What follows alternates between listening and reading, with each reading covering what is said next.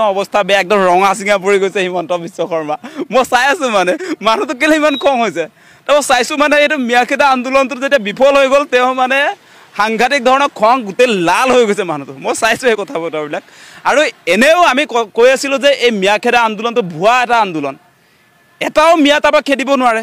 আৰু অলপ দিনৰ কাৰণে খেদিব টকা পইচা এটোপোলা দিবগে যেতিয়া তাৰপাছত আকৌ সেই মিয়া তাত আকৌ ওলাব সেইটো হৈ গৈছে আমাৰ প্ৰমাণ হৈ গৈছে যে আজি 6-7 মাহ মানৰ আগত মিয়াখেদা আন্দোলনটো এইবাৰ প্ৰথম নহয় 6-7 মাহৰ আগতো হৈছিল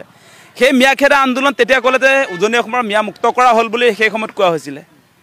আৰু সেই একেখিনি মানুহে যিবিলাকে মিয়া মুক্ত কৰিলে বুলি কৈছিল যিবিলাক জাতীয় সংগঠনে নে কি সংগঠন নাজানো মিয়া মুক্ত কৰিলো বুলি কৈছিল আকৌ মিয়া মুক্ত শিৱসাগৰত কেনেকৈ মিয়া ভৰ্তি শিৱসাগৰ হৈ গ'ল সেই কথাবোৰ বতৰাবিলাক আপোনালোকে চাওক আৰু মোৰ হেনেকুৱা লাগে এটা জাতীয়তাবাদী বুলি কোৱা মানুহবিলাক আপুনি সুধিবচোন জাতীয়তাবাদ মানে কি এটাও নাজানে সঁচাই কৈছো জাতীয়তাবাদ বুলি তেজত থাকে বুলি কৈ দিব জাতীয়তাবাদ মানে কি সেই কথাটো তেওঁলোকে নক'ব সুধিব লাগে সাংবাদিকবিলাকে মানে তেওঁলোকৰ কথা বতৰাবিলাকৰ পৰাই প্ৰমাণ হৈ যায় আচলতে জাতীয়তাবাদ মানে কি মোৰ এই প্ৰশ্নটো হোৱাৰ পাছত তেওঁলোকে মোবাইলত আজি চাৰ্চ কৰিবগৈ জাতীয়তাবাদ মানে কি আচলতে গতিকে সেইটো ভুৱা জাতীয়তাবাদ সেই জাতীয়তাবাদটোৰ জৰিয়তে অসমবাসী ৰাইজ নাবাচে এইটোৰ জৰিয়তে আচলতে বিজেপি বাচিব 26ত জিকিব আৰু আমি দেখিছোঁ দেই আপুনি এটা কথা চাওকচোন মিয়াখেদা আন্দোলন বিদেশী খেদা আন্দোলন বিদেশী সংগঠনে খেদিব লাগে নে চৰকাৰে খেদিব লাগে এতিয়া হিমন্ত বিশ্ব শৰ্মাৰ পুলিচ প্ৰশাসন ইমান যে ডাঙৰ এটা হেৰি আছে এতিয়া গৃহ বিভাগটো আছে সেই গৃহ বিভাগৰ মানুহবিলাকক আৰক্ষী প্ৰশাসনৰ মানুহবিলাকে কিয় মিয়া খেদিবলৈ নাযায় মিয়া খেদিবলৈ তেওঁ কাক পঠিয়াইছে দেখিছে নাই আপোনালোকে মানে সেই ভুৱা যে হয় চৰকাৰীভাৱে কিয় নকৰে বস্তুটো ভুৱা মানে চৰকাৰীভাৱে সেইকাৰণে হিমন্ত বিশ্ব শৰ্মাই নকৰে কথাটো বুজি লওক আপোনালোকে অসমবাসী ৰাইজ যে বহুত আৰ্মি মিলিটাৰী অসম পুলিচ আমাৰ বহুত গিজগিজে আছে অসমত তেওঁলোকে এঘৰ মানুহত গৈ তাত মিয়া খেদিবলৈ কিয় নাযায় নোযোৱাৰ কথাটো মানে এইটো ভুৱা এইটো সংগঠনৰ কিছুমান মানুহক পেট সংগঠন বুলি ক'ব লাগিব হিমন্ত বিশ্ব শৰ্মাৰ পৃষ্ঠপোষকতাত সেই সংগঠনবিলাক কাম কৰি আছে বুলি হিমন্ত বিশ্ব শৰ্মাই কৈছে এইটো মই কোৱা নাই বিদেশী নে স্বদেশী আপুনি চালেনে নাই নোচোৱাকৈ সংখ্যালঘু দেখিলেই বিদেশী হৈ নাযায় আপোনালোকে খেদা এজনো সেইকাৰণে বাংলাদেশ নাপায়গৈ মানে হিমন্ত বিশ্ব শৰ্মা আৰু তেওঁৰ কোম্পানী যিবিলাক সংগঠন তেওঁলোকে খেদা এজন মানুহকো যে বাংলাদেশ পাব নোৱাৰে সেইকাৰণে মানে আপোনালোকৰ মগজটো নাই মই কৈয়ে দিছোঁ আজি অপেনলি সেই ভুৱা নাটকবিলাক নকৰিব বিদেশী খেদাৰ নামত আপোনালোকে যে নাটক কৰি আছে প্ৰমাণ ক'ত হ'ল যে এইকেইদিন আপোনালোকে নিশ্চয় দেখা পালে গোটেই বিদেশী ন্যায়াধিকৰণত যিবিলাকৰ গোচৰ চলি আছিলে বিদেশী যিবিলাকে হ'বলৈ গৈ আছিলে মানে ৬৯,৫০০জন মানুহক আপোনাৰ স্বদেশী কৰি দিলে এখন নটিফিকেশ্যন উলিয়াই দিলে হিমন্ত বিশ্ব শৰ্মাই ইফালে মিয়াখেদা আন্দোলন কৰি তেওঁ বিদেশী খেদিছোঁ বুলি কৈ আছিলে সেই সময়ছোৱাত আপোনাৰ ৬৯,৫০০জন মানুহক আপোনাৰ স্বদেশী কৰি দিলে সেইটোক লৈ আমাৰ এই জাতীয়তাবাদী নেতা এজনেও প্ৰতিক্ৰিয়া দিয়া নাই কাহিনী ওলাই পৰিলে এইটো সঁচা বিদেশী খেদা মানুহ নে মিছা বিদেশী খেদা মানুহ এইবিলাক ওলাই পৰিলে তেওঁলোকে এজনেও আজিৰ দিনটোলৈকে প্ৰতিক্ৰিয়া আমি দিয়া দেখা নাই সংবাদ মাধ্যমত কোনেও মাতবোল নকৰে মানে এদিনতে আপোনাৰ ৬৯,৫০০জন যিবিলাকৰ গোচৰ চলি আছিলে বিদেশী ন্যায়াধিকৰণত সেইটো এদিনতে নটিফিকেশ্যন উলিয়াই কাৰ অধীনত নাগৰিকত্ব সংশোধনী আইনৰ অধীনত স্বদেশী কৰি দিলে সেইটোক লৈ কোনেও মাতবোল নকৰে চেলতে মাৰি থৈছে এতিয়া তেওঁলোকৰ এই জাতীয়তাবাদক সেইকাৰণে কৈছোঁ এইটো কেঁচুৱা জাতীয়তাবাদ সেই জাতীয়তাবাদ কেঁচুৱা জাতীয়তাবাদ আপোনালোকক কৈছোঁ তেওঁলোকে মূল জেগাত ঢুকি নাপায় সেইকাৰণে আপোনালোকে নিশ্চয় দেখা পাইছে তেওঁলোকে যে মিয়া এই সৰু লেবাৰবিলাক আজি শাক পাচলি যিবিলাকে দোকান দিয়ে যিবিলাকে মাছ উৎপাদন কৰে যিবিলাকে ভাড়া ঘৰত থাকি পকা মিস্ত্ৰী কৰে যোগালী কৰে সেইবিলাকৰ ওপৰত দাদাগিৰি সিহঁতৰ আজি যে আপোনাৰ অসমৰ হাইৱেৰ মাটিবিলাক যে গোটেই এফালৰ পৰা গোটেই বহিৰাগতই লৈ ল'লে সেইবিলাক তেওঁলোকে নেদেখে কেতিয়াও নেদেখে আজি আদানী আম্বানীক কেনেকৈ মাটি তুলি দিছে এটা প্ৰতিক্ৰিয়া দিয়ে নাহে তেওঁলোকে নিদিয়ে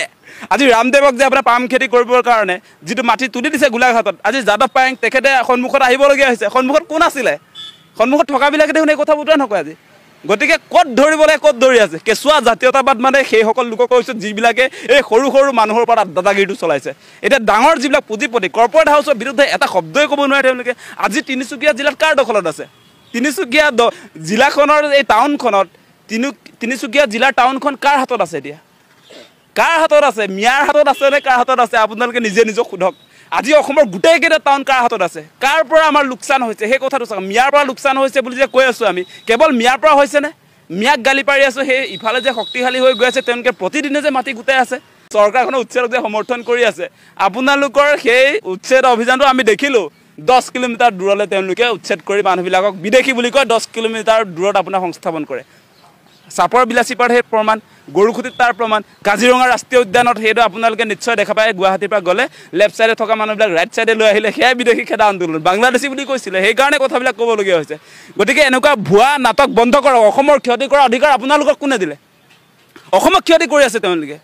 অসমক ক্ষতি কৰি আছে মিছাকে এটা প্ৰপাগাণ্ডা কৰি হিমন্ত বিশ্ব শৰ্মাক মানে ২৬ত জিকাম বুলি ঠিকা লৈছে নেকি আপোনালোকে ঠিকা লৈছে ঠিকাদাৰ মানে এনেকুৱা নচলিব সেই কথাত স্পষ্ট কৰি দিছোঁ আমি বিদেশী খেদিম বুলি কৈছোঁ আমি বিদেশী খেদিম বুলি কৈছোঁ হিমন্ত বিশ্ব শৰ্মাৰ আপোনালোকে কৈছে আমি নাটক কৰিম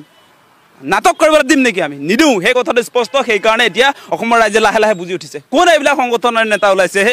বিদেশী এনেকৈ খেদে নেকি বিদেশী স্বদেশী চিনাক্ত হ'ব NRCৰ জৰিয়তে আপুনি কৈ দিলে কোনোবা বিদেশী হৈ যাব নেকি সেই নাটক নহ'ব আমি কৈছোঁ আমি বিদেশী খেদিম 1971 চনৰ 25 মাৰ্চৰ পৰা যিবিলাক মানুহ ইয়াত আহিছে অসমত গোটেইবিলাক যাব লাগিব সেই কথা আমি কৈছোঁ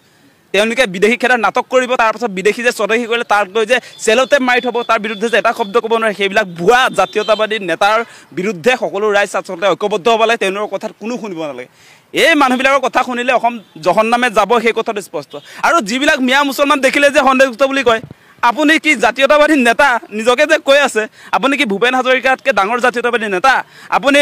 জ্যোতিপ্ৰসাদ আগৰৱালাতকৈ কি ডাঙৰ জাতীয়তাবাদী নেতা ওলাইছে আপুনি মানে আমাৰ যিবিলাক স্বনামধন্য ব্যক্তি যিবিলাক আচলতে অসমৰ গোটেই অসমখনৰ আচলতে যিবিলাক হিৰো বুলি ক'ব লাগিব অসমৰ নায়ক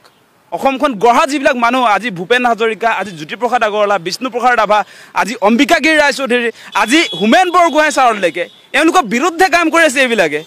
মৈমন সিঙে যিবিলাক মুছলমান তেওঁলোকক কৈছে ন অসমীয়া কোনে এইকেইটা ক'ৰ পৰা আহিছে তেওঁলোকৰ কোনে নাম জানে এইবিলাক মানুহৰ আজি আপোনাক মই কৈছোঁ যে অসমৰ যিমান আচলতে অসমৰ কাৰণে কাম কৰা মানুহ স্বনামধন্য ব্যক্তিসকলৰ কথা কৈছোঁ মই জ্যোতিপ্ৰসাদ আগৰৱালা বিষ্ণুপ্ৰসাদ ৰাভা অম্বিকাগিৰি ৰায়চৌধুৰী ভূপেন হাজৰিকা আজি আপোনাৰ এই কাৰ কথা কৈছিলোঁ মই হোমেন বৰগোহাঁই ছাৰ আজি ইভেন আজি জীয়াই থকা মানুহৰ কথা ক'লে তেওঁলোকে কাৰোবাৰ এজেণ্ট বুলি কৈ দিব আজি আপোনাৰ নিশ্চয় জানে আমি হীৰেণ গোহাঁইৰ কথাটো বাৰু নকওঁ ওৱান ছাইড কৰি আমি যদি ডিব্ৰুগড়লৈ গৈ যদি আমি নগেন শইকীয়া ছাৰৰ কথাটো যদি কৈ দিওঁ তেওঁলোকতকৈ ওপৰত আপোনালোকে চিন্তা কৰে অসমৰ কাৰণে এতিয়া 100 বছৰ আগতে অহা মানুহবিলাকক দেখিলে কাৰণে কেনেকুৱা ফটোৱা কামবিলাক কৰি আছে বিদেশী এনেকৈ আপুনি খেদিব নোৱাৰে আপুনি বিদেশী খেদিব